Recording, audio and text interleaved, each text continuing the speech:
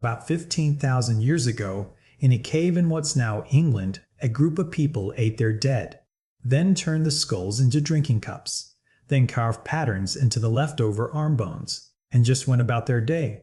We picture ancient humans as simpler versions of us, hunting, gathering, sitting around fires, in plenty of ways. That's accurate, but the deeper archaeologists dig, the stranger it gets. Let's start with the most unsettling find on this list. Nothing else comes close. Gough's cave sits in Cheddar Gorge, Somerset, England.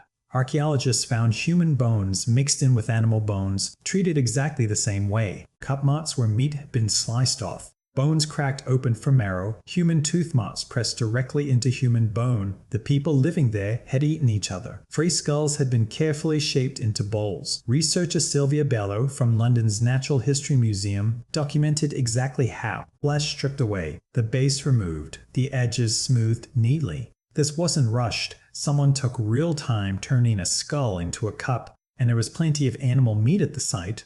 These people weren't starving. They did this to their dead anyway, which means it carried meaning, almost certainly ritual. They also carved zigzag patterns into the arm bones of the people they'd just eaten. Grief, ceremony, something we don't have a word for. Nobody knows. What they did is obvious. Why they did it is lost. Now go back 10 times further because this next find predates Gough's cave by a huge margin. In 1899, a researcher digging near Krapina, Croatia, uncovered hundreds of Neanderthal bones and thousands of stone tools. Mixed in were 8 eagle talons from at least 3 different birds. They sat mostly unexamined for over a century. In 2013, curator Davorka Radovčić noticed something tiny, deliberate cut marks on the claws. Her team's 2015 study found the claws had been cut, polished, and shaped to be strung as jewelry. These claws are 130,000 years old, roughly 80,000 years before modern humans reached Europe. Neanderthals, the species everyone once called dim and primitive, were hunting eagles and wearing their talons proudly. Nobody taught them this. No modern human was anywhere nearby. They figured it out alone. Wearing the claws of something that could kill you was a statement about who you were, what you'd survived. The same impulse behind a trophy on a wall today was already at work 130,000 years ago. Now, something that reshapes how you think about ancient medicine. Trepanation means cutting a hole through a living person's skull, the oldest surgery we have evidence of, at least 8,000 years old. Skulls with these holes turn up in Europe, South America, China, Africa, and the Pacific. Cultures with zero contact with each other. The holes were made with stone tools, scraped slowly through bone while the patient was conscious or barely sedated. Many skulls show healed bone around the hole. The patient survived and lived on for years. One skull from Peru had 7 separate holes, drilled at different times. All 7 had healed. Some holes likely relieved pressure after a head injury, which tracks medically. Others were drilled with no injury present at all, suggesting something spiritual, letting something out or in.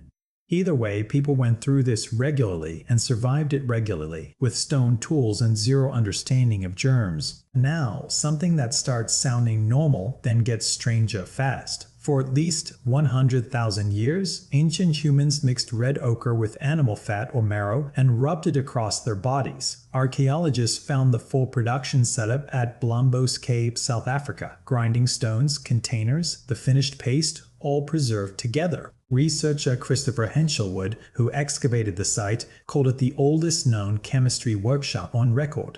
The mixture blocked UV rays, kept insects off, waterproofed animal skin clothing, and carried social meaning too. Picture it, every person you met was coated head to toe in dark reddish paste. That was the normal human body. Bare, clean skin would have looked unusual. Now the teeth. Going back around 14,000 years, at sites across Europe, archaeologists keep finding human skeletons with specific healthy teeth deliberately pulled out. Not rotted, not knocked out by accident, removed on purpose, in a consistent pattern across many people. Researcher Isabel Krevecker believes it marked a specific life stage, likely the shift from childhood to adulthood. Everyone around you had the same missing teeth, in the same spots. That was simply what people looked like. One less thing.